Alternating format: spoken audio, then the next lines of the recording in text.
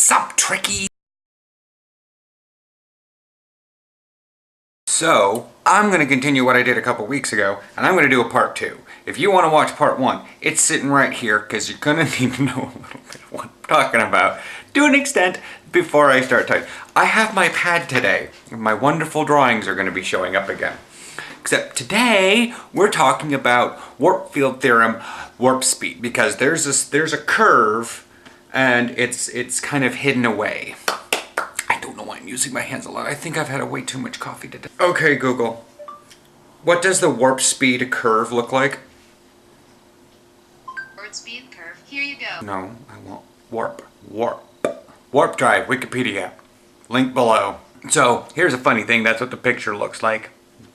Generalized idea. The idea how warp drive works, and we've already discussed how the warp field in and of itself works. So, when you're sitting still and the ship goes into warp, the moment it passes the light barrier and thus gets itself enveloped in, well, it's a little bit before, because it has to put itself in the field, and then everything moves faster. The flash of light is actually when it breaks the light barrier. It's sort of, that flash is like hearing the sonic boom to an extent. To an extent, do not complain to me. But that's to an extent what it is. When it comes to warp speed, you have, draw this. It's not linear, not in the slightest. So to put this into a little bit of perspective, warp 1 is light speed. So effectively the flash of light happens when they pass warp 1. So you gotta think that the bubble actually takes effect up until probably about 80% light speed, because the impulse engines in of themselves go about a quarter light speed. So the bubble has to take into effect once you reach a critical mass, or once you reach a critical energy state, to where you're going to start losing energy, becomes diminishing returns. So then you have to the bubble, and you move forward, and you're able to move space around you rather than propelling yourself. That the impulse drives are just basically fusion rockets. That's what they are. So they move the ship at like a quarter light speed. Warp 1 equals 1x ls. If you guys can hear that beeping, I'm so sorry. They're testing the fire alarms. So I'm going to plot these down. And we have warp 2 equals 8x, 3 t7x, warp. What? Why are you? Where's the official one? There we are. It's 64 x 5 6 3 4 3 6 7 8 5 1 2 9. Okay. That took a lot longer to write than I thought. So this is how it basically went in the original series. Okay? Things were a little bit tweaked in Next Generation because, well, they figured out that warp 10 should be technically the limit, otherwise you can go out of control. They used a different warp scaling. However, technically the speed in and of itself didn't change, it's just that they renumbered. Which turned out to be, there we are, 110 38.9 infinite. Okay. So I'm just going to leave this here for a little bit so you can kind of see with my terrible handwriting how they kind of differ between the original series and the Next Generation. Alright, I should probably write that at the top, make sure I know myself. There, see, TOSTNG. Because the Defiant, Deep Space Nine, Voyager, they all use these sort of things. And the original series is basically, that's how, it is sort of the era in Star Trek development. So you've got all that various stuff. That's why the reboot and like Enterprise use the warp scaling from the Next Generation. So we're talking before the fans, while they were just sort of putting it out in the original series, and then while they renumbered everything because the fans were starting to ask a little too many questions. So yeah, Deep Space Nine, Voyager, except Voyager they hit. So the scaling of this is greater than 10 to 1, a lot, because it's 1 to 1, 2 to 10, 2 to 10, so blah, 1 to 38. 4 to 100, and I mean, you just runs out of control. It explodes. Is what we call it in math. So why is it that like warp 9.975, which is what Voyager could go? The reason why Voyager could do that for such a tiny little ship is because of its The Enterprise D was able to go warp 9.997 because it had giant engines. I mean, if you look at the size comparisons, its nacelles are the size of Voyager. You know, it's sort of like, well, they're both cars, you know, I even drive a Prius. It's still not going to put out the near amount of power as a giant Hemi truck, big old F-150 or whatever that model design is. It's just true. I mean, anyways, they're going to put in a lot more power, be able to go faster for maybe not long, whatever. The analogy was there and it started falling apart. You know, it's pretty easy to understand that the more power you put into a system, the faster you're going to go, especially in propulsion. That just makes sense. So now we come to a varying different thing. What happens over warp or at warp 10? Warp 10 is infinite speed. That was designed in Threshold. You know the name of the episode? I don't know when it took place, but again, look right here. It was in Voyager. Tom Paris took the shuttle Cochrane because they found some like crazy, like hyperdilithium, decalithium. Okay, it just says it's an extraordinarily rare form of dilithium. And Tom Paris reaches warp 10 in shuttle Cochrane. So they hit warp 10. Warp 10 is infinite speed. This was definitely something monumental. Obviously why it's called Threshold. Warp 10 is, again, infinite speed. So the idea of warp 10 is that you occupy all points in space simultaneously. You have achieved infinite speed. You are everywhere at one moment. Now, the joy of this getting to warp 10 would be beneficial because, one, if you could get anywhere at any position at any time, or at any moment, you could just go to warp 10, exist everywhere momentarily, pick where you want to be, and stop. That would be perfect for Voyager to get home.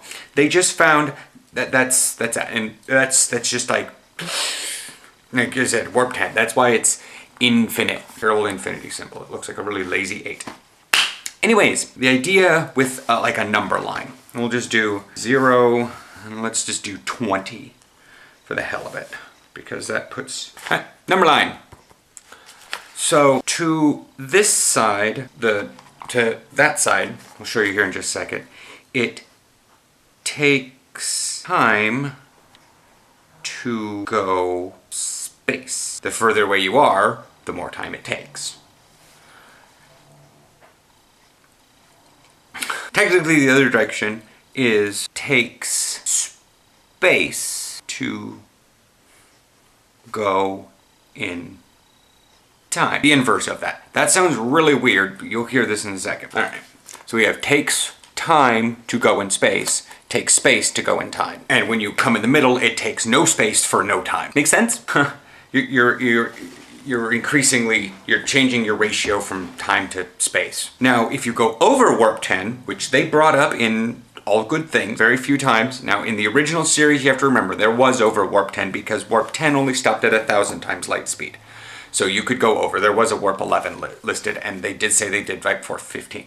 But however, by All Good Things, they had ironed out the whole warp 10 thing. So when they said they were going warp 13, they were actually doing that. They were taking more space to go less time. But the thing is, once you've already hit infinite time, infinite space, infinite speed, what happens? You have to start subtracting one of them in order to get a bigger number. So you start subtracting time because you still move in space. So what happens is you start going back in time. The faster you go back in time, the faster you have to go to get a greater discrepancy between the two ratios. See what I mean by it takes space to go in time versus takes time to go in space. This is getting weird. So technically, when they were looking for the anomaly in the Deveron system, which was an anti-time anomaly, they went back in time so they could, and that would help age the anomaly. However, going back in time, you know, and that's how the Enterprise got there so ridiculously fast, is because by the time they heard the distress call, they dispatched the Enterprise. The Enterprise raced in to help the Pasteur, but they got there on time. Because they already knew.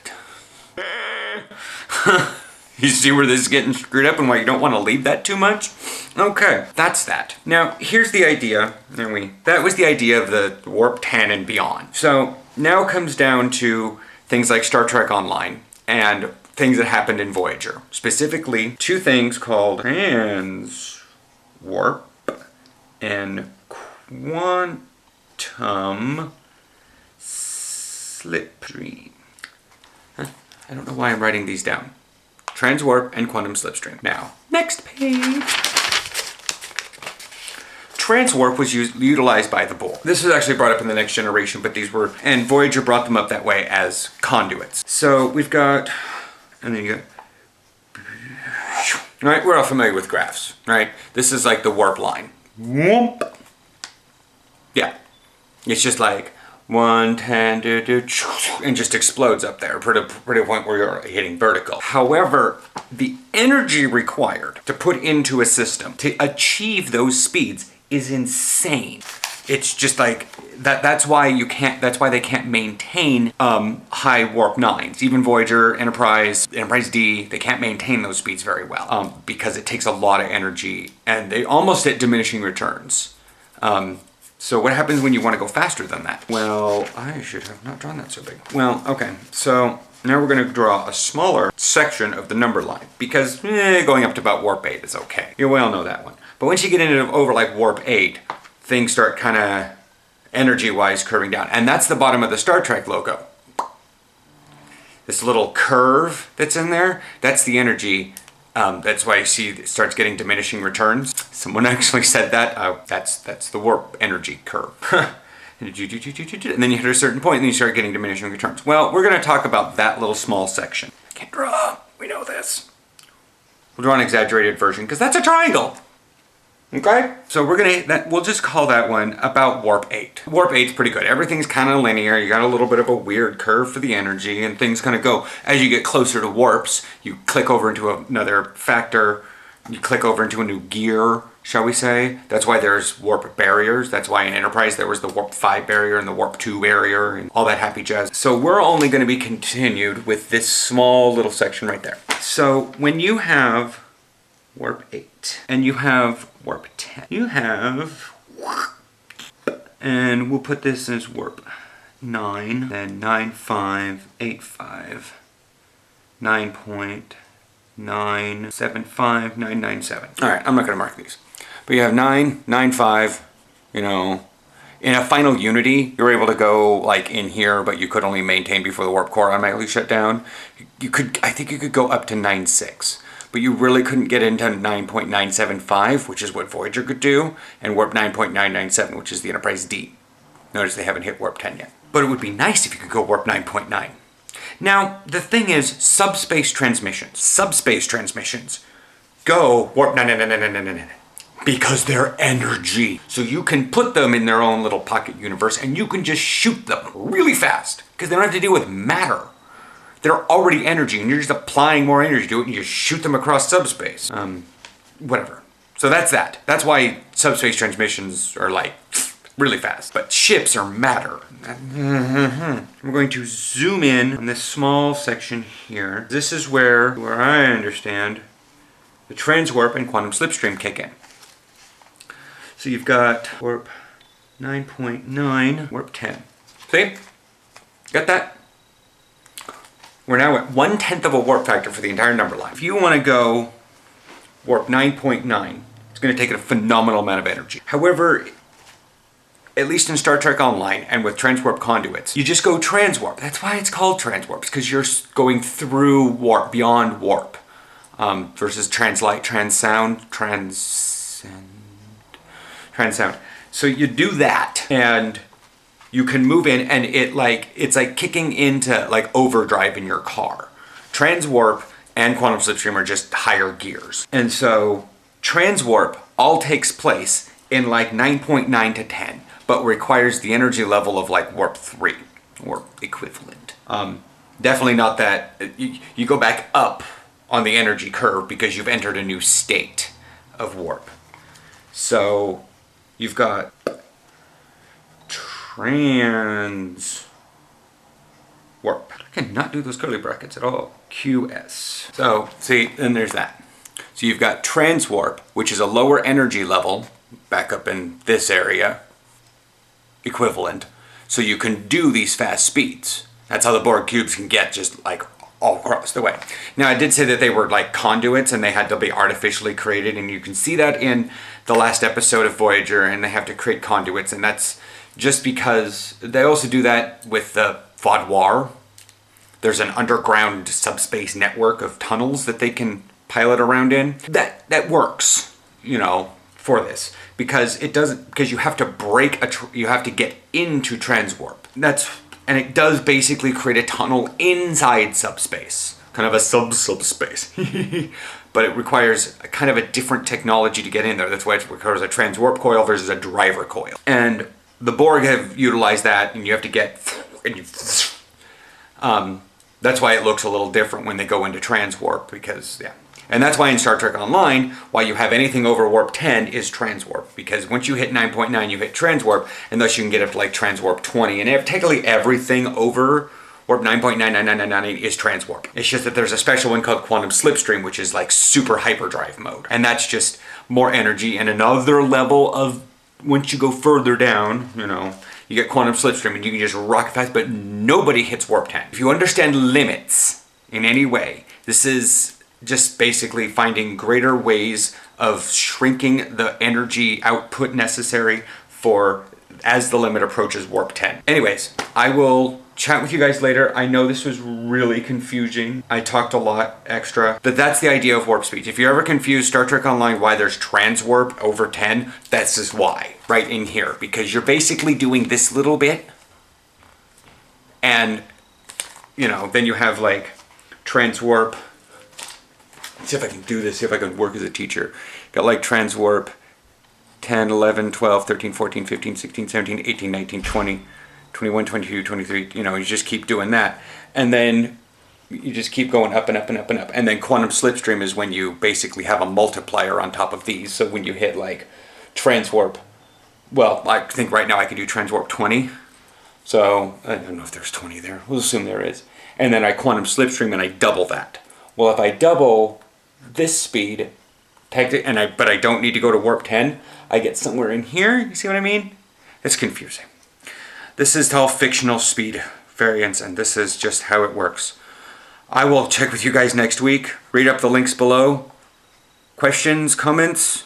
I'm probably gonna have one pretty soon. Star Trek Online's new expansion's coming out in like on the 14th, and there's another Trek Tuesday in between then. So unless there's like a massive data blah, I'm probably gonna figure about comments and questions about all of this.